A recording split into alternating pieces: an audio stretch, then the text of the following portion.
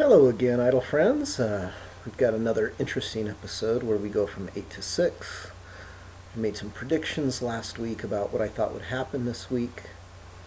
We'll see if I was accurate in my predictions. Let's see how accurate you guys were with what you were thinking and maybe hoping and anticipating. I think this week's fairly obvious what was going to happen. And the only variable, I think, was who was going to be in the bottom three with a certain other couple people. But let's not get ahead of ourselves. Let's go ahead and start with a quick overview of what's been happening.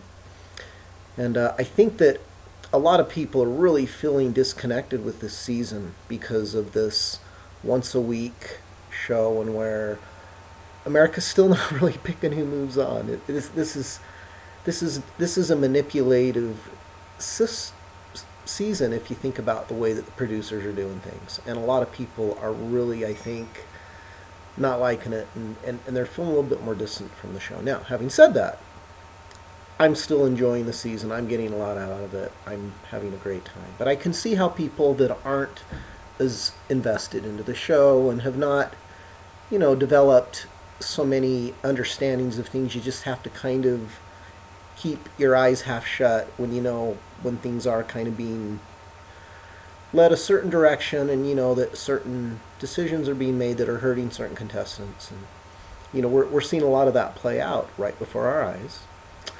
So let's see what happens this week and if there is anything that's going to be a surprise versus what we got coming. And I think this is the last double week elimination, and from here on we'll have single. So let's jump right into things.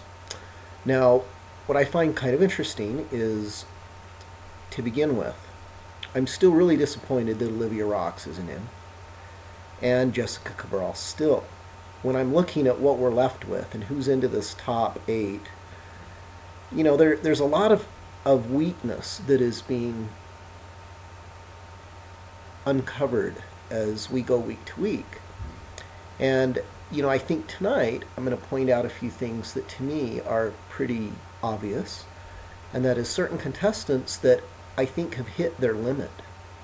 And I don't know if we're going to see any new layers or angles, and as such, how is that going to fare out? Are they just fizzling out now? Is this it? And it's really just kind of inevitable that we're going to be down to Trent and Porsha, and that's it. I'm kind of feeling that. Now, what's interesting is we're still feeling this push from the very beginning of the show. Okay, we've got this opening introduction sequence where each idol, I guess, picks 3 words that describe them, or 3 terms and phrases, whatever. And we still got Tristan trying to be country. And, we got, I don't know, there's just a few little things that I feel are being a little bit too overdone, and some of the packages, the sympathy stories, this and that, I don't know. But anyway, I have put together the videos so that you guys can refer to them for those of you that may not be watching the show and do want to refer and refresh your mind to what's going on. And maybe you want to review these performances, because again, I'm going to put some pretty detailed input on these. Again, more from a musical perspective than necessarily any more I could say about some of these contestants, because I think we've already kind of pegged some of them, and they're doing nothing to show us any differently. So, let's jump into the duets. And I do like the opportunity to see some duets, as long as they're well done. And I think tonight is very interesting because we see some very well done duets. I think our opening duet is phenomenal. It is exactly showing me that Trent understands how to kind of position himself. He is competing. As humble and nice as Trent is, that guy's competing. He's serious about this. He doesn't even want his family around. I mean, this guy's focused. I'm feeling Trent now. I waned on him a few weeks ago, but I've quickly regained my respect for him as a person, as someone that has depth and heart and soul, and somebody that's a very smart strategist. We've talked about what it takes to be successful on these shows, and gamesmanship. Strategy is a very, very critical skill that most of the contestants do not have. Okay, I mean, this is something that maybe 1 in 5 actually have an intelligent, well, I don't even want to give them that much credit. I might say 1 in 10. You know, I've got a lot of hindsight on this topic. And it's been interesting to see people that I really thought had great skills that put together a very ineffective strategy. Okay, what does that mean? The song choice, the arrangements, the contrast from week to week, and if it was too extreme of a jump where it confuses the viewers, if it confuses the audience, which I think is what Olivia Rocks did. You know, that song she did, the Trouble song, it just did nothing to show what her real skills were. So I think, again, they don't understand what makes Olivia unique enough. And even stuff I saw, like, for example, okay, this is off the week topic, but I think this is an important thing. Okay, Olivia doesn't know how to focus on what makes her unique. And a good example of that is, I put a link in there today of her doing this live thing. She's got all these people over at her house, and she has a chance to show her image and define it. And I don't think she does a very good job of it, just between me and you guys. And what's amazing is I looked at some other stuff on her site and found something that she did when she was 13 years old, where she's performing in Germany with her dad, Warren Hill, the sax player. And she does a feature of herself doing Beyonce Listen, and she's playing keyboards. And it's phenomenal. I mean, if you guys listen to that and think again that she's 13 at the time, it's like, why wasn't she doing this song? This song blows away anything that I heard her do the whole time she was on Idol this season. So, strategy, song choice, knowing what part of the song to edit down to that minute 30. Okay, these are skills. These are talents that you got to learn. Because if you don't, the problem is you don't have enough time when you're in the midst of the action. You just don't have enough time. Things are going so fast for these contestants right now. And this is something I can tell you also from just experiencing just how every hour of every day from about 7 in the morning till about 10, 11 at night is planned out in detail. And the only practice time you have is maybe an hour in there somewhere. And if you're a kid that's under 17, which a lot of the contestants still are, remember that they've got 3 hours a day of school they're having to fit in on top of all this other craziness. Sometimes that means they're getting up at 6 in the morning while the rest of the contestants don't have to go until 8:30 or 9. And they have to fit in that school somehow, plus do all the other stuff. And California's extremely strict about making sure the school stuff's done. Now, they do have really cool tutors that work with the kids, so that is something that, you know, they do. It's a really good environment. And like I say, I remember when David's season, in a way, for Lijon and for Tristan, they can kind of escape from the insanity and madness, and in a way, that 2 or 3 hours that they go into school can kind of be a refuge for them, where they can kind of regroup. So it's an advantage sometimes, rather. Well, let's put it this way: it's not an advantage, but there are some benefits that you can make out of it if you're creative in your head. But it is so much work and it's so stressful. So bottom line is, you need these skills in order to compete and survive and know that your song's going to measure up week after week. Okay, you can see some people are just falling apart now, and their songs just, they've got strong moments, but they're feeling very just over-thought and not as natural and flowing as some of them need to be. Even a Porsha, let's listen to her tonight on her single song and see if all of her moments are solid, or some of them are, you know, reveal some just say some imperfections in her singing. All right, that's it for a moment. We will do some critiques now, duet by duet. Okay, I'm watching this on YouTube. Let's see if Fox has issues with that. I hope they don't flag me again, give me a hard time. But anyway, what I wanted to do is point out there's some really, really good things to show you in here. And this is really kind of a way that I think helps like anyone that's trying to understand music and what we're trying to do as musicians and what you should be trying to do. And that is, you want to figure out how to form and shape musical moments as completely and fully as possible. And we've talked about that there are moments where people get like 50, 60, 70, 80% of the way there, even 90% of the way there, but there's just something missing still. And sometimes it's because, okay, and this is what happens as a performer, as you're learning this stuff, at first you feel like you're exaggerating. So you feel like it's just too much and it's over the top.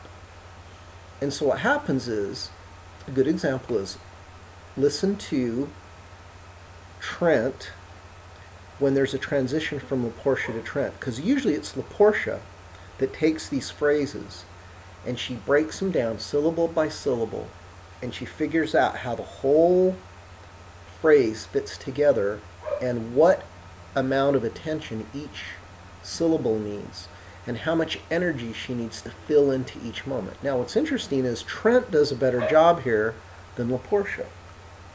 Okay, and La Porsha does a really good job, don't get me wrong. Hers is a little more understated to start with, whereas Trent really puts all of his feeling and emotion into filling up the musical moment. And you'll listen to each of his syllables is very different. Each syllable has its own personality. And he really, really exaggerates this. And so this is a great example for you guys to get what I mean when I'm explaining this, because I think this will help as we move forward, as we're gonna listen to some of the other artists, and you'll see why these other moments of a lot of these other artists are only 67%, 60-70% of the emotion and energy, and also just the technical control. You know, what you're going to see here is La Porsha and Trent have amazing control. Pretty much everybody else doesn't. There's moments that they do, but they don't have it consistently like these two. All right, here we go. It's been a long day without you, my friend, but I'll tell you all about it when I see you again. We've come a long way from where we began, but I'll tell you all about it when I see you again, when I see you again. Okay, now, do you see what I mean by both of them are fantastic at phrasing? Okay, and that's kind of my thing. That's really my pet peeve about music, is people need to learn how the phrases flow. And the music kind of teaches you if you listen. And most people are in too big of a hurry to learn the song, get to the big money notes, that they don't pay attention to these little smaller moments that actually create the pulse and the consistency throughout the whole song, so that keeps people interested. Okay, but like I say, most people don't think about this stuff like this. And so it's helpful when you have a really good example like this one. You know, this is a perfect example. Again, if just go back and you guys can listen to it on your own or pull up the video and listen to how well both La Porsha and Trent build their phrases. Now, La Porsha is a little off. She's actually pitchy on a note or two. And like I say, for her, for most people, that would still be a fantastic performance. For La Porsha, that's like a 7 or 8 based on what her capability is. Okay, now having said that, Trent just completely fills each of those moments up. You know, if you listen back and you try to imagine if you were to record his voice over that last opening phrase and then watch it back over software that shows you the waveforms, and you watch how he fills the moments, he does a really, really, really good job of connecting each syllable, keeping the phrase, the energy of the phrase moving all the way across it. so that you feel really fulfilled by the time he's done. Okay, I'm going to do it one more time. Here we go, one more time, okay? But I'll tell you all about it when I see you again. Okay, see, that was beautiful phrasing. Don't get me wrong. It was a teeny bit under, though, on that one note. And she just needed to put a little bit more energy into it, and she'd have got there. So like I said, I just felt it was a notch or two below what I'd like her to get to sensitivity-wise on that. Okay, now, here we go, Trent. Come along way where we began. I'll tell you all about it when I see you again. When I see you again. Okay, now, I think Trent could have filled up those last few notes a teeny bit more. He could have supported them just a teeny bit longer. But that opening phrase was just really well done. And what I mean by that is emotionally, dynamically, the intensity.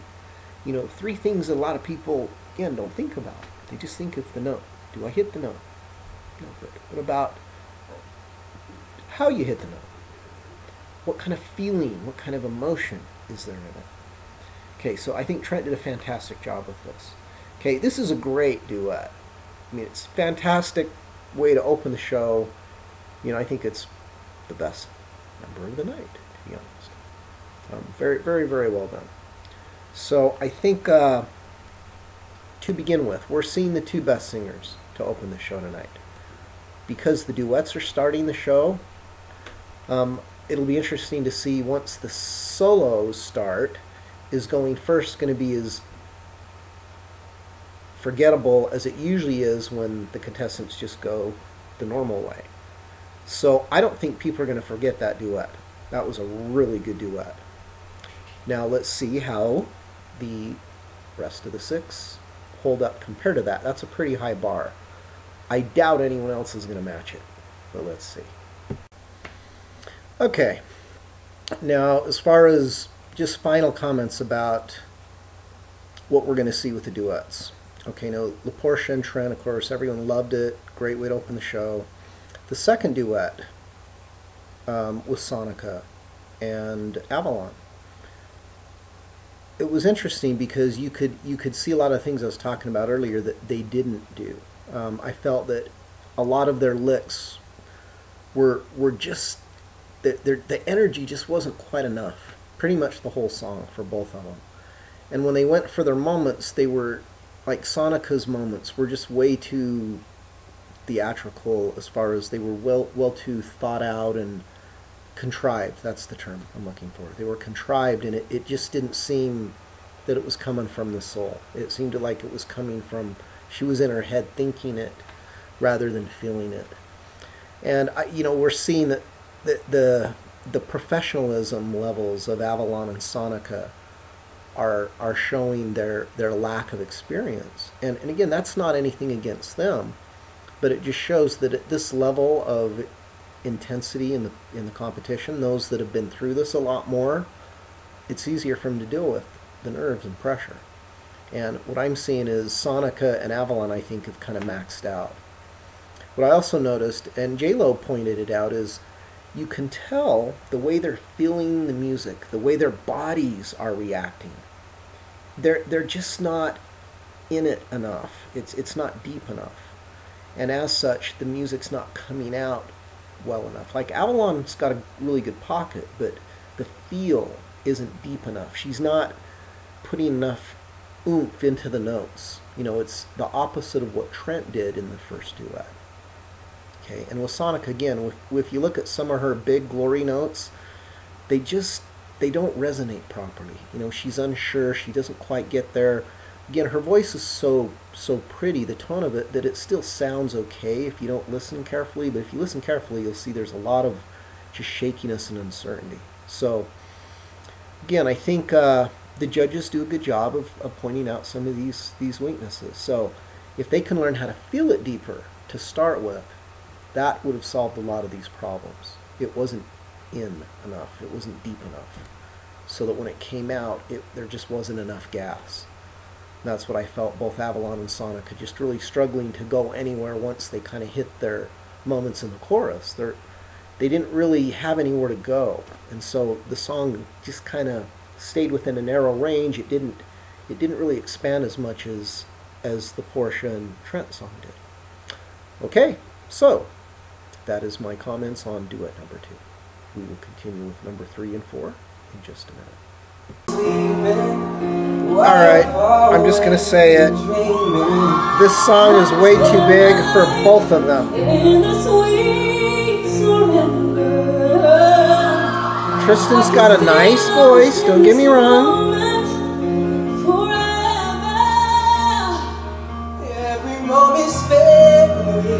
Here's how I look at it. Okay, let me just tell you what my whole concern is now about Tristan. Okay, let's look at Elena.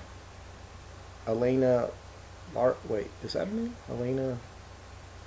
I forgot her name. The girl from a few seasons ago that was the runner-up to Scotty. And she's amazing too. She blows Tristan away. Okay, if you look at them and how Laura Elena, is that her name? Where she was, and I'm sorry, oh my gosh. I feel really bad that I can't remember her name. Okay, please forgive me, people. Anyway, Tristan's not strong enough, and it's just a rehearsed performance, and Lee John just doesn't. He's trying hard, but again, he just seems like a young kid trying to sing a song that's way over his head and isn't appropriate, because neither one of them should be connecting with these lyrics. Now, what's interesting, David sings a song, and I thought he used to sing it really, really well, and I liked how he sang it, but it was different. For some reason, the emotional connection still worked for me. This tonight just didn't work. I just didn't feel it getting there. I think the judges all kind of feel the same. I think Tristan, with her package, has still gotten so much hype, and the producers love her so much that it could carry her another spot or two, but I don't think she's going to get past Mackenzie. So I still don't see her getting higher than 4. It's really her and Dalton that are going to be fighting it out, I think, next week. And Mackenzie possibly could fall a notch, even though, let's see how he does tonight.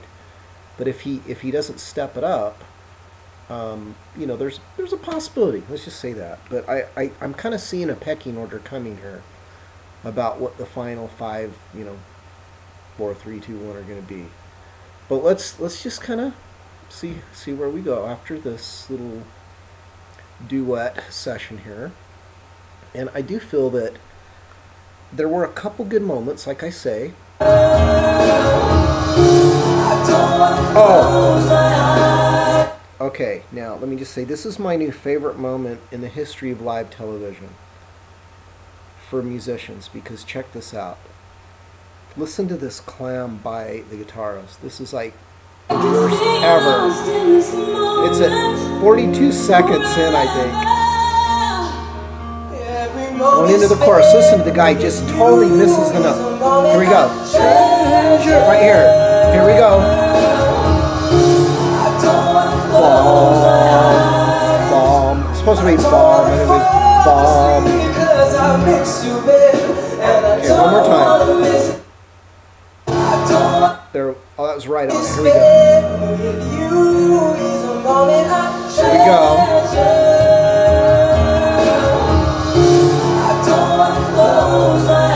Okay, that's got to. I would hate to be that guitarist after that. He's going to go down in history as like the most obvious clam in the history of American Idol that I can remember. Anyway, that was just so funny. I heard it the first time and I was just cracking up. I'm sorry. For me, it was really funny. Maybe it's a musician thing, but that was like such a blatant mistake and clam that it's like I'd have fired the guy. I'm just kidding. I probably wouldn't, but I know a lot of people would.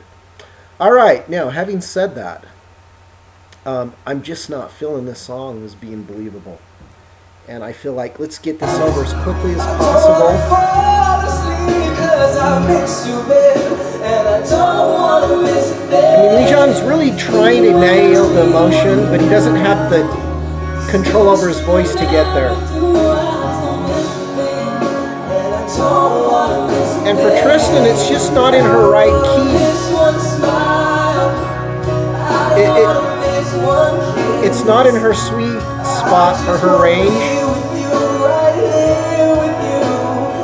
So really, it's kind of a disservice that they did by changing the key to work for Lijon, because it really messes up Tristan. So all the moments are contrived again. That's the problem, is this song doesn't flow at all. So I'm just going to skip this. That's enough on the next duet. And as far as the final duet, I got to just say, I thought it was absolutely hideous. Okay, I'm not going to spend a lot of time on it. But Mackenzie just, oh my gosh, he was like just about at a 4 of energy. And Dalton, I don't know what he was thinking, but there was nothing fresh, nothing interesting about it. It was just terrible. Very forgettable. Like, if I were them, I would just want to put it out of my memory that they even did it. You know, terrible song choice, terrible arrangement, because they didn't do anything interesting to it. And then the performance value and quality was just horrible, because Mackenzie really maxed out and showed his little airy thing. If that's all the tricks he's got, oh my gosh, it just didn't work on that song. Now, what's interesting is, just to anticipate what's coming a little later when he does his solo tune, when both of them do their solo tune, they both do an incredibly better performance on their solo tunes than they just did on their duet. And I'll talk a little bit more about that, about what the details were and why that happened. But having said that, they're closing out the duets in poor fashion. It's pretty embarrassing. Like I say, I don't get it. I think Mackenzie, really, you should have dug in your heels and chose something different, or chose a better arrangement, because you both did yourselves disservices by trying to do an actual cover of a cheesy song. If you're going to do a cover, pick a good song that actually has a melody. You guys have to do something. So anyway, I'm done reaming on that song. It wasn't very good. Let's just forget about it. And now let's move on into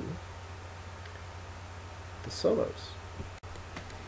Alright, also please forgive me that I reversed the order on the duets there. I for some reason, the Dalton and Mackenzie one was so bad. I thought that was the last one, but I guess they were the third one. And then Lijon and Tristan. So, the sequence is out of whack, but at least you know how I feel. Again, let's just forget those duets. Okay, now on to La Porsha with Come Together. I might have said something that she's not perfect on that, on Come Together, but you know what? It was. I mean, it was amazing. And her performance skills, the way that they choreographed that little intro of her walking up as she's singing, it was just really, really well done. You know, she gets it. She knows, La Porsha really understands how to feel her songs. And, you know, her phrasing, the way that she's choreographing it is just really good. You know, she is absolutely the one to beat. Trent's doing a good job, though. He's the only one that really, I think, has a chance. No one else has enough ammunition. All right, so La Porsha's opening song, Come Together, is just fantastic. And the judges are absolutely correct in their praise for her. And how J-Lo says La Porsha made her feel, that is true. It's like La Porsha gives you energy. It makes you feel better. Makes you feel like you can do more. You know, that attitude, that positivity, that confidence. You know, it's a confidence. La Porsha radiates confidence. She knows she can do what she's doing. And she does it with authority and just, you know, hey, I can do this, and I want you to feel this. And I'm going to give you all I got. And boy, does she know how to focus that intensity, you know, laser beam. You know, she knows when to, how much to turn on and off, and boy, it's so powerful. So again, that was a fantastic way to open the solo rounds. Looks like she's the opening duet and the opening singer. So let's see if the next performance can match, which I doubt, but let's see if they can at least, let's see if we can Let's see how good a job they do of picking the right song, the right arrangement, and do they show what they do well, and do they hide their weaknesses? Okay, let's see how they do. Next one up is, I believe, Trent. And on Trent's, if I remember right,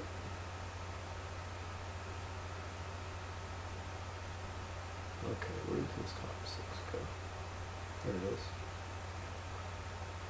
Okay, I think he does a really good job of those very issues. So let's listen to this, and let's see what he does to redeem himself from the duet. You are so beautiful. Okay, now think of his style, what he's good at. Does it fit? To me,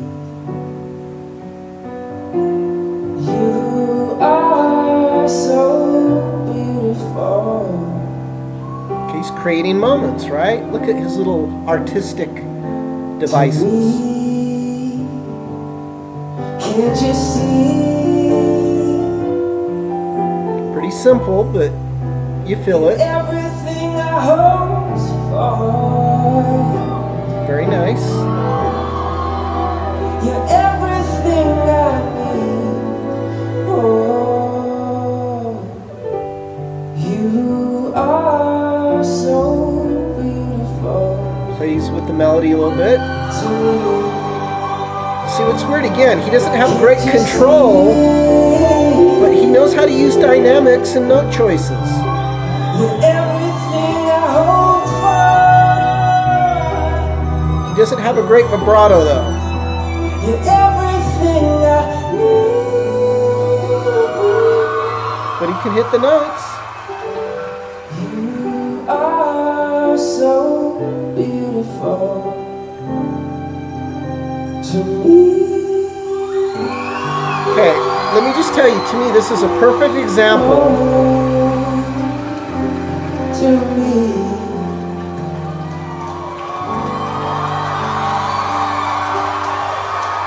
Perfect example of how to make your weaknesses your strengths. Because the fact that he can't really sing his notes and hold out that nice vibrato, this song didn't need it. What's nice is he matched up what his strengths were and his weaknesses were perfectly with that song. And again, if you listen to it, there's a lot of technical flaws as far as, you know, he really doesn't have the skills that a Porsha or Trent have with his voice.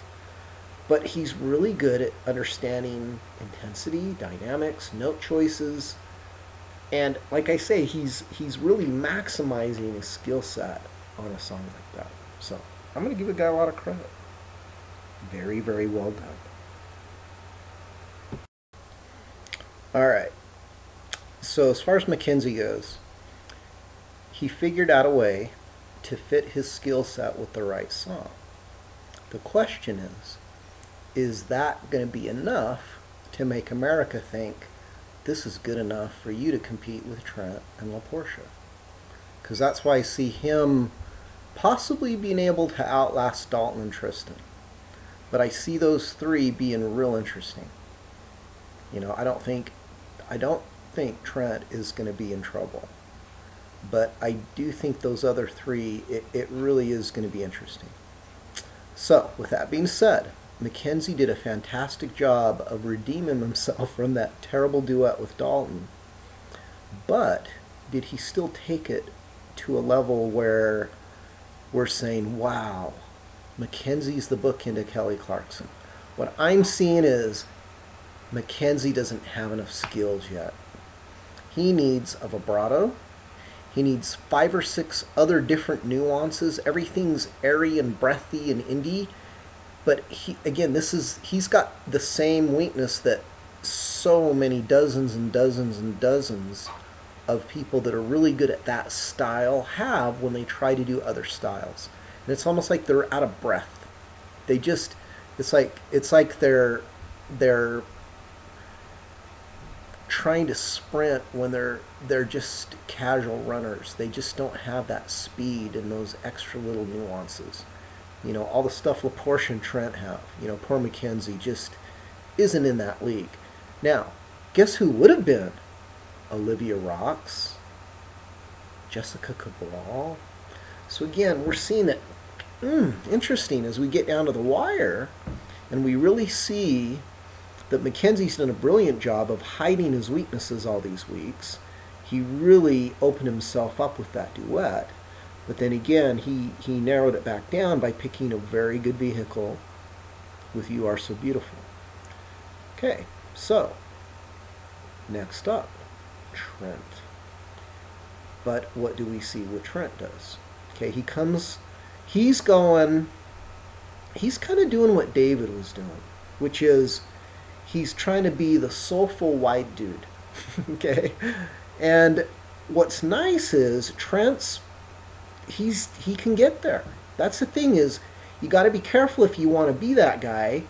For example, notice on the show tonight there was a segment from the runner-up from last season who had a really good voice. But again, I always felt he was the white guy trying to be soulful that had a high voice and had some pretty good skills and control. But he didn't quite get there. It just still seemed like he was a cover singer. He wasn't believable enough for me. Okay, that's the difference, I think, with Trent. What I'm feeling from Trent is he is able to get all the way there soulfully. You know, his heart is real and genuine, and it's coming through. And that's what puts him into that league with Porsha, and why I think everyone else cannot get there. Okay, Sonika can't get there, Tristan can't get there, Dalton doesn't have the skill set to get there. He's got a heart. Dalton's got a huge heart. Tristan, I think, has the potential to get there, but she's still too young. What I'm really realizing is maturity-wise, musically, it's too easy for her to lock into that kind of mature country sound that she does have. She's got a beautiful sound in that space, but she spends too much time there, and it's a contrived sound. It's a safety zone. It doesn't require to take chances enough. And what I'm seeing is the difference is Trent can take chances, Porsha can take chances, and they're pulling them off. I think everyone else doesn't have the skills to do that. All right. So much for my speculations, projections, and opinions about skill sets. Now let's get down to the nitty-gritty, which is Trent's strategy. Okay, so what happened here? Okay, just one moment. I will be back.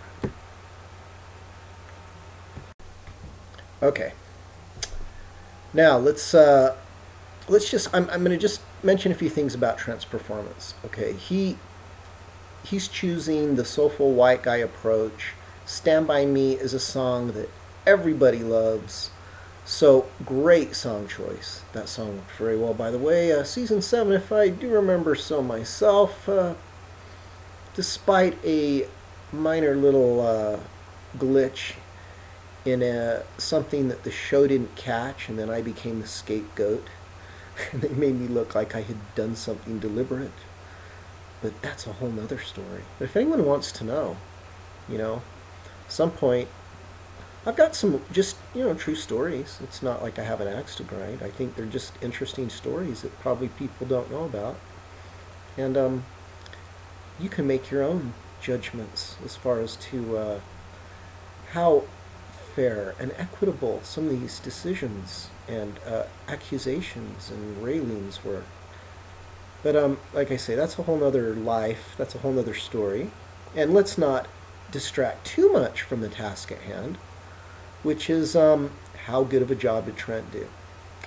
And again, I think he has got kind of like the Taylor Hicks thing figured out, which is he's good at taking every song and really bringing his personality out in a real likable way.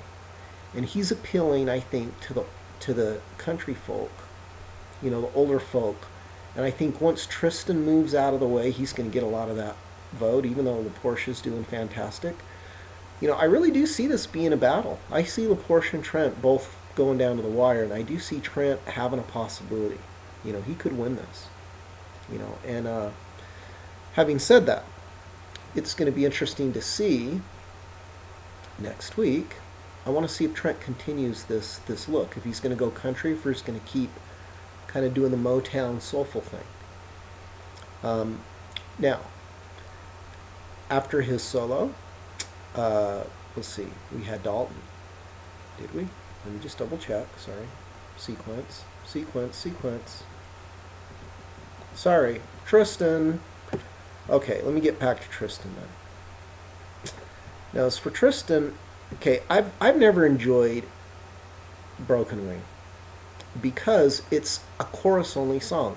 The verse is always too low for the girls, and the ones that do have a nice voice and can do something with the verse, then it gives them a chance to do something with it. Otherwise, it's just filler until you get to the chorus, and the chorus is just a few notes, and it's repetitive, and I just find it to be a boring song.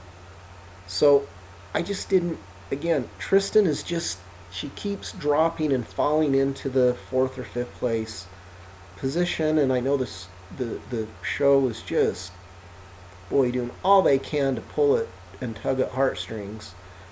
And, you know, her story's real and it's sweet, and it is what is great about America. And so I want a lot of good to come out of that. The problem is her skill set is just not growing. I see her hiding now what she can't do. And I don't see her pulling more stuff out of her. So with that being said, I just see her fizzling out pretty quick here.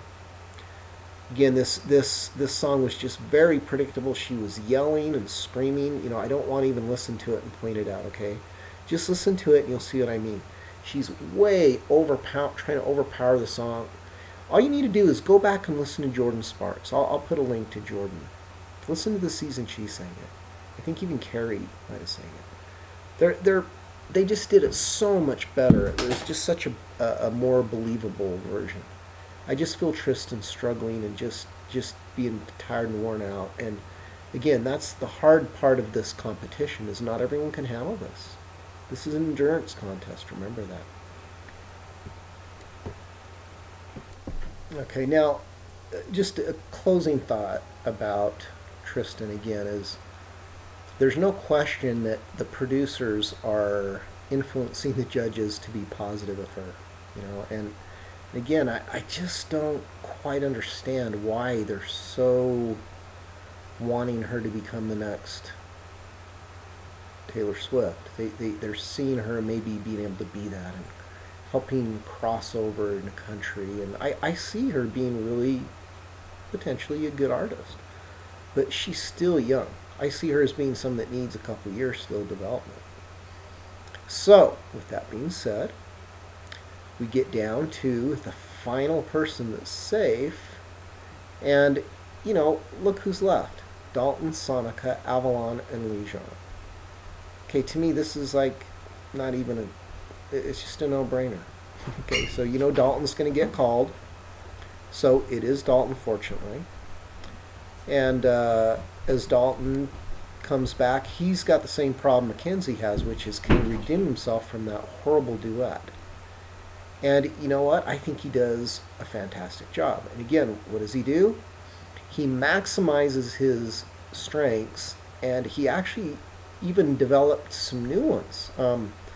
What I noticed is there were moments in his performance where he goes for some glory notes, and his technique is actually correct, and he hits them and pulls them off. And in the past, I think he would have just hit the note and it would have been kind of a yell. He actually had some technique behind these. I don't know where that came from. I haven't seen that. So maybe his vocal people back in Dallas, the Sapien group, are actually helping. You know, I mean, I know he's supposed to be a vocal coach, so he might have, you know, maybe he knows the Seth Riggs stuff. You know, the speech level singing technique, which is what most pop teachers teach in one form or another. And the cool thing is, I think it worked. I think his performance really was, I think it could arguably be his best one. Now, it doesn't mean it was perfect, but again, he pulled a Mackenzie. He focused on what he does best, which is the theatrics. He really created the right mood. You know, I think that the performance, the choreography, the musical choreography, his personal choreography, the lighting even came into play here, his costume and dress came into play. You know, all those elements, as well as just his style and his interpretation, and he made it kind of mysterious and kind of eerie. And I got to give the guy credit. He created a mood and he pulled it off, and you weren't worried about, technically, is he using the correct, you know, I'm the only geeky kind of, you know, just geeky people like us that work with singers and other musicians think that, you know, nitpicky. But I want to give the guy credit. I think he did a very, very good job with what he had to work with. And I think he's put himself in a clear, separate position from whoever the survivor is from the last three. Because now we know it's basically Sonika, Avalon, or Lijon. And I know Lijon's dead as far as he's definitely the obvious one out. Okay, the one who might survive and may not be dead yet, Avalon, but I just know that the sentimental heartstring crowd is stronger than the hip-hop crowd. And Avalon right now, even though she's got a really good pocket, which Harry and I really appreciate as jazz people, and we respect that and realize that that is a very rare skill, and, you know, Sonika's still got that pretty sweet elements in her voice, and I think people on American Idol like that more. Simple as that. So I think it was pretty obvious that Lijon and Avalon were going to be the ones to bid farewell, and Sonika was going to survive. Okay, so to make a long story short, okay, Avalon song, again, the judges gave a perfect description. It was okay, but we've seen that before, and so Avalon didn't step it up. Okay, her problem was again in her strategy. She really didn't have one. It's like, okay, I like this song, I want to sing that one. Okay, I like this song, I'll sing that one. But she didn't really have a strategy about how to really make those songs unique or make them her own. You know, all she did is she just had a really good pocket and groove and a really nice voice. So again, she needs some depth, and she needs a little bit more awareness of how to make a song her own. And I think with those skills, you know, she could be a pop artist. I think she's real likable, and she's very authentic, and I think she's cool. Okay, now, Lijon, again, his song did not work at all for me. I just felt bad that that was just not a good choice. You know, his skill set he's not a let it be guy. So, you know, I'm just going to save a little bit of just probably pointing out a lot of weaknesses and errors and mistakes. Let's just say that Lijon is a great kid. He's also got a lot of really good natural instincts, but he's extremely young. He sounds extremely young. Again, I think he needs a couple more years. He needs to listen more. He needs to develop more depth in his sound and in his personality, because he seems like he's 15. And but like I say, it can grow. The coolest thing about talent is it can grow, especially if you hook up with the right mentor that knows how to help you grow. So with that being said, good luck to Lijon. Good luck to Avalon. And as Sonika has survived, and we know that she is, like I say, a producer and judge favorite. So, you know, Tristan and Sonika and now Dalton are going to be lumped into that. Who's gonna survive out of them next week? Okay. Any projections? I'd like to get you guys' opinions. I think it should be very interesting. I will come back with a final comment, and then we will conclude this episode. Okay, let me just restate. Sonika got way more credit than I think she deserves for this. Not to say it wasn't a solid performance, but the problem is that's all it was. It was a like karaoke cover.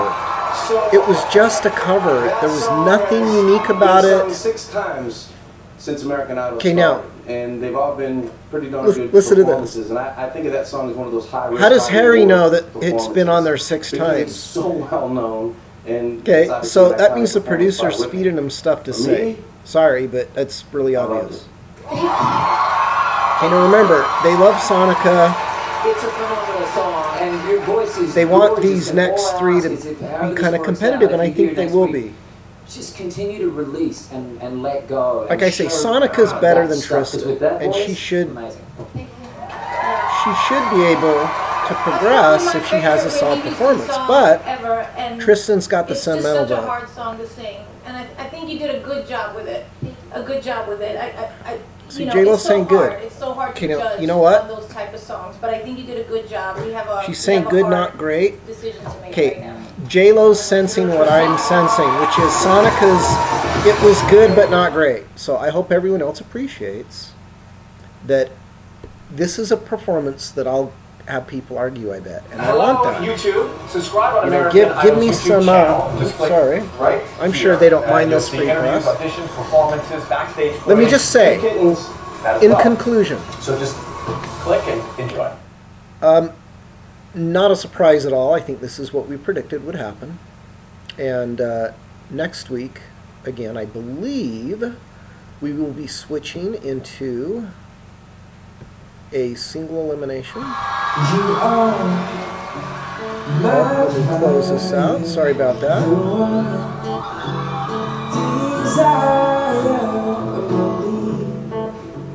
When I say that I want it that way,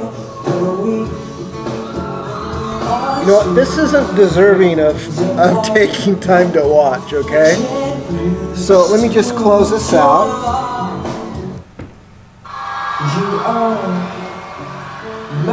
Okay, I'm sorry. I don't know why that started playing, because that's probably my least favorite moment of the whole night. And it's the least deserving of wasting your precious time to having to watch of. Okay, now, one thing I'm going to say. I've received several requests from people about hearing some of my music. And, you know, I think I kind of owe it to people that want to know, because I don't have anything to hide. I just wish I had better material to make available. But what I will tell you is that, you know, I've developed my own kind of approach towards learning and understanding music, and I've come up with a system that I teach other people. And I've been doing this now for several years, and I've been refining the process. And a lot of it is I've been using myself as a guinea pig. Because again, I didn't play for about 10, 12 years, and you know, as a trumpet player, you gotta play. And what I realized when I started playing again about 5 years ago, that I really had never learned how to practice the trumpet properly. And I still probably haven't, but at least I've been able to figure some things out that I didn't think I'd ever be able to figure out. And in the process, I've been learning a lot about learning, and realized that it doesn't matter how old you are, that there are certain abilities and skills that you can acquire that can help you get good at anything. You know, there's even ways that you can apply this to just understanding music better, understanding people better, understanding life better, understanding anything, any topic, subject, interest, concern. There's just it's a little formula, a little system. But it's also nice if you have someone that you can kick ideas around with. And that's the concept of mentoring. You want to kick ideas around with people that have been through something and have a lot of hindsight. It's like the more hindsight you have, the better, usually. Because if you've sat and tried to connect the dots and analyzed it, those are people that are considered intelligent and become experts in their fields because they've connected a lot of dots. They've spent time observing and figuring things out. Well, to me, that's what music's all about. And for me to be able to have credibility about my opinion mattering, I figure it would be good to give you an idea of what my music's like. So I will be posting something between now and next Idol episode. And it's from my first gig back last summer. You know, I've been playing quite extensively since then, over the last 8-9 months. But for a few years, I'd go play in jams, and that's about it. I wasn't willing to go out and do any gigs because I didn't feel I was ready. You know, I had to kind of get my bearings back. It's kind of like, imagine if you're a gymnast in high school or a wrestler in high school, and 10 years later you decide you want to go back and try those things. Or say you're a weightlifter, bodybuilder, or a runner. I mean, anything, really. But you laugh for 10 years, 12 years. Well, when you come back to it, it may or may not be like riding a bike, okay? And for athletic things where you're you know, all the exercises or the disciplines I mentioned all require certain muscular support. You know, they all require conditioning and training, and sometimes it's years and years and years to get to the point where you can do what's necessary to be competitive at a professional level in those areas. Okay, so whatever it is. Okay, well, I realized when I came back into this game that I had a bunch of friends that had been playing all those 10, 15 years that I hadn't. And it's like there was a huge gap I realized I needed to not only musically catch up with, but also physically. So I figured, well, I got to start somewhere. So I came up with a system. And now it's something that I can use to help other brass players and just other musicians in general. Not only get better, but people that, you know, it doesn't matter what level you're at. You could be a beginner, intermediate, advanced, you could be a professional. This system works, and it's like, I know it works. It's really fun because I can prove it. I can show people how it works. And what's fun is you can be your own guinea pig. So it's really been quite an exciting adventure. And it's fun to see people improve and figure things out. Because again, it's not like people don't teach you things as much as they expose you to things, and then you have to figure it out yourself, right?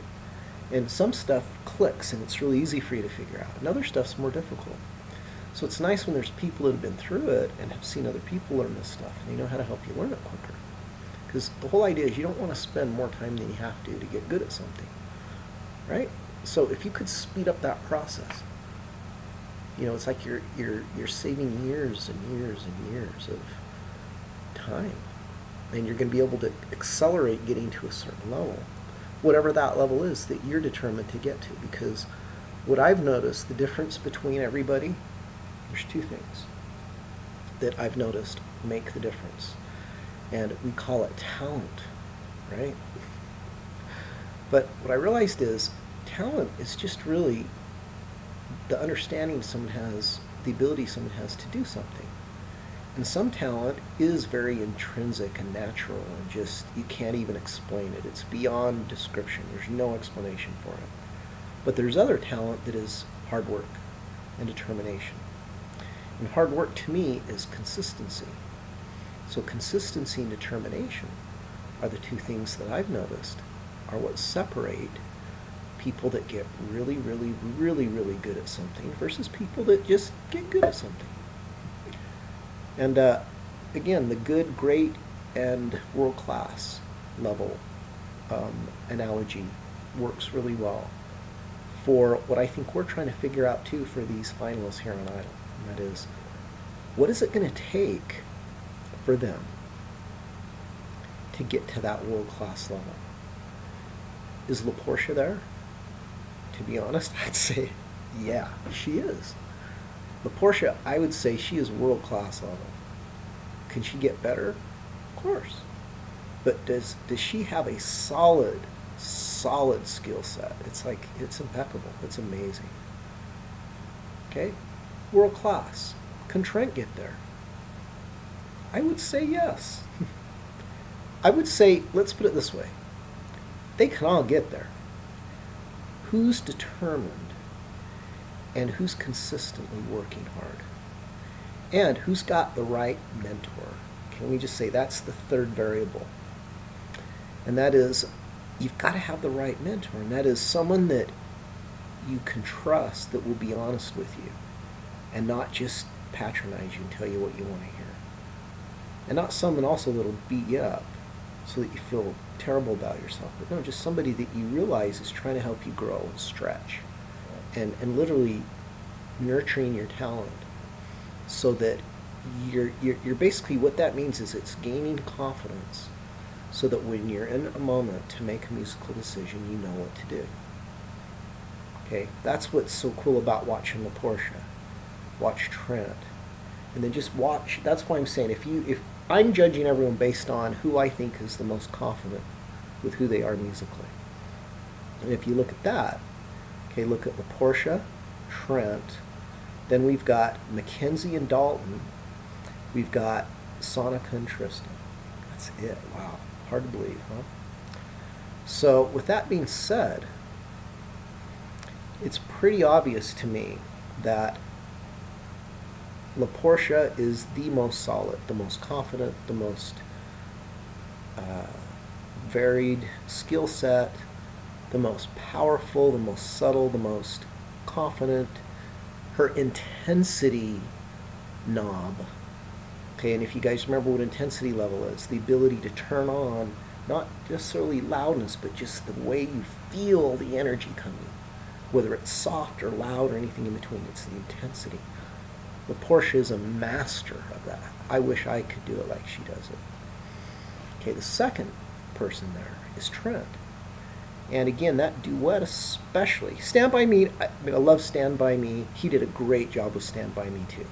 Now, what's interesting is he's kind of got like this country performer vibe, like it's almost like Wayne Newton meets kind of like even a little Elvis elements, like very subtle, but Trent really does have a natural sass to him that those guys both have, and it's a humble way. It's really interesting. It's hard to explain, but I really feel that he's connecting with people. So I see him making it to the final. Do I see him winning? I don't know.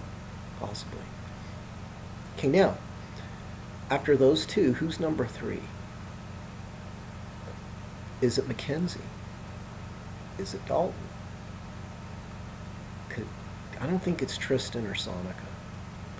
You know, I think Tristan and Sonika are the next 2 outs. Okay, I think Dalton and Mackenzie are both going to survive those 2. Now, they could crash and burn. But I think Dalton's smart enough. See, what I'm seeing is Dalton's going to have way better endurance. He's mentally better prepared than most of these other contestants. Him and Mackenzie are well, let's put it this way. There's La Porsha, then there's Trent, then there's a big gap to Dalton and Mackenzie. And I'm boosting Dalton into the Mackenzie realm now because the duet really lowered Mackenzie's value to me long term about being able to do more than what he's doing. Now, I think he'll be fine in a singer-songwriter setting, so he's actually playing this game really, really well. You know, him and, you know, well, Portia's got it nailed down. Trent's doing a great job. Dalton's doing a great job. You know, Tristan is just kind of predictable. It's boring. I'm just not enjoying Tristan. I wish I was. I think she has it in her, but like I say, I just think this is too soon, too fast for her. She's in 10th grade, you know, and this is just, you know, David was a year older, but David had been through a lot more. A lot of these kids, you know, even Jordan, you know, some of these kids had been through other TV shows by the time they got to Idol. So they dealt with this nerve stuff way early. You know, these kids, you can just tell a lot of them, they're just too young in the process still. They need a little bit of just seasoning and just getting their foundation firm. And that's why you hear Tristan and Sonika both just kind of resorting to karaoke performances. Like I say, they're good, but they're still just good karaoke. There's nothing really extra being added. You know, I feel that Sonika's trying to raise to the occasion, but she's just not going to get there. So, like I say, her and Tristan, I think, are the next 2 out. Then I think it's Dalton and Mackenzie that are going to be a battle. And then, you know, Trent and Porsha down the home stretch. So let's see how things turn out. And again, I will send up a new video soon. I appreciate your patience on this extended segment here. But I also did want to give you guys a little bit of a background of what I'm doing. And I'm going to ask you guys to get your input also, because I'm going to start doing some little videos that I'm setting up as I'm creating my master website, which is going to show what I do exactly to help musicians and people that love music to learn more about music. And what's fun is I'm working on both the audience end and the performance artist end. So I've got workshops and courses that I do, and I'm in the process of trying to do an online video product that will show everybody the system, and they can refer to it ongoing. And you know, I'll show them how to use it as a tool to help them learn and remind them to gain this consistency, which will increase their confidence and help them make better decisions. And it will also, by rehearsing these things, it will improve their skill set. So it's really a system to become a master of whatever it is you want to get good at. But I'm going to apply it specifically to music. Now, what's cool is you can also apply the same thing to people that like to listen to music. Because again, wouldn't it be neat if you knew how to listen and pick out some of these details? I mean, some of the stuff I try to point out in all these critiques I'm doing. It's like the more you understand how to listen and how to deconstruct, then you can put things back together and appreciate how people have put things back together, that are doing these interpretations of songs that we know, but are giving them interesting twists, and that are just making them feel new again. You know, like they said about Mackenzie with You Are So Beautiful. So anyway, this has been a long closing segment, but again, I appreciate all of your patience. And I really appreciate the comments and the kind support you guys have been giving. And I hope, again, that you're getting some value out of this. And I am long-winded sometimes. I apologize about that. But hey, I'm just trying to say things that I'm feeling and that I hope will be of interest. All right. See you guys soon, and look for that video. Like I say, this will be more about audio than video, and I'll put up some audio clips too, okay? Anyway, talk to you later. Bye.